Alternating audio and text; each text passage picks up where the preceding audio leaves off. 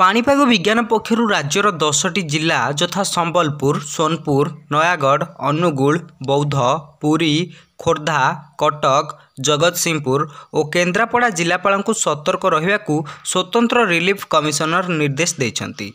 Hirakud डैम्रे 14टी gate खोल महानदीर जलस्तर बढ़िबारे लागिछि। कटक मुंडली रे महानदी जलस्तर क्रमागत वृद्धि पाउछि। आज कटक मुंडली दे 5,78,000 क्यूसेक बन्या जल प्रवाहित हेउछि। महानदीर जलस्तर बढ़ुथिबारु अववाहिकार थिबा 10 जिलार जिलापाल को सतर्क रहिबाकु निर्देश दिया जायछि। एथिसहित तलिया अंचल रे रहुथिबा लोकमानकु सतर्क रहिबाकु मध्य परामर्श दिया जायछि। परवर्ती खबर राज्य में बहुचर्चित सुभद्रा योजनार शुभारंभ आसंता सेप्टेम्बर 17 रे हेबो।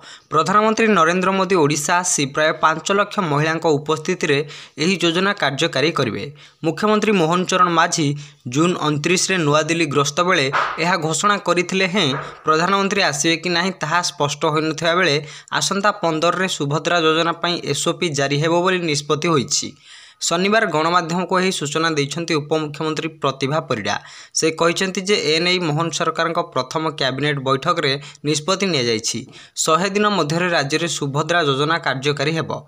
सुभद्रा योजना अंतर्गत हिताधिकारी महिला 50,000 पर्यंत आर्थिक सहायता पाई परिबे। प्रत्येक परिवार मुख्य महिला को यही योजना रे शामिल करा जिवो। परवर्ती खबर खरीफ ऋतु रे धानर एमएसपी हेबो 3100 टंका। जुलाई 15 रु चलीछि पंजीकरण। अधिक टंका मिलुथिबारु चाषीक मध्यरे उत्साह देखिबाकु मिलिछि। पूर्व वर्ष अपेक्षा बढ़िछि आवेदन। आगुआ टोकन सह मंडीर सुव्यवस्था पई सरकारक पदक्षेप। खरीफ ऋतु रे 3100 टंका चाषीक ठारू धान किणिबे राज्य सरकार। एथिपई चाषीक पंजीकरण चालू रहिथिबा बेले चाषीक मध्यरे उत्साह देखिबाकु मिलिछि। गत वर्ष तुलन में एथर अधिक संख्यक चाषी निजर नाम पंजीकरण करुथिबा देखिबाकु मिलिछि। 2300 बदल में एथर 3100 टंका मिलिबारु चाषीक मध्यरे खुशी देखिबाकु मिलिछि।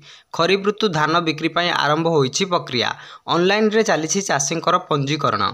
जुलाई 15 रु आरंभ होइतिबा एही पंजीकरण प्रक्रिया अगस्त 16 तारिख पर्यंत चलिबो। आउ 2300 नुहे। नुआ एमएसपी अनुसार धान क्विंटाल 3100 टंका बिकिबे चाषी। परवर्ती खबर राज्य में मौसुमी प्रभाव में आसंता 24 घंटा मध्य प्रबल वर्षा नहीं 5टी जिला को सतर्क सूचना जारी करा जायछि। एही जिलागुड़िक है मालकानगिरी, कोरापुट, झारसुगुड़ा, सुंदरगढ़ और केन्दुझर।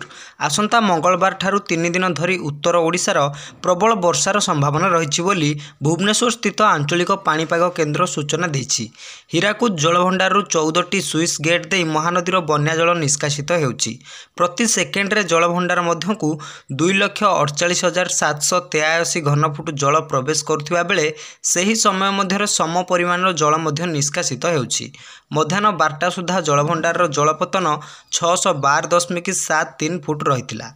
परवर्ती खबर अगस्त 15 रे इतिहास रचिबो इसरो। उत्क्षेपण हेबो आर्थ ऑब्जर्वेशन सैटेलाइट। तेबे स्वाधीनता दिवस रे आउ एक माइल खुंट अतिक्रम करिबो भारतीय महाकाश गवेषणा संस्था बा इसरो। अगस्त 15 रे SSLV D3 रॉकेट रो उत्क्षेपण हेबो। आर्थ ऑब्जर्वेशन सैटेलाइट EOS-08 रो उत्क्षेपण हेबो। श्रीहरिकोटारू सकाल 9:17 रे यह लॉन्च हेबो। एही सैटेलाइट स्मॉल सैटेलाइट व्हीकल बा SSLV रो तृतीय तथा चूड़ांत भरण हेबाकू जाउछि।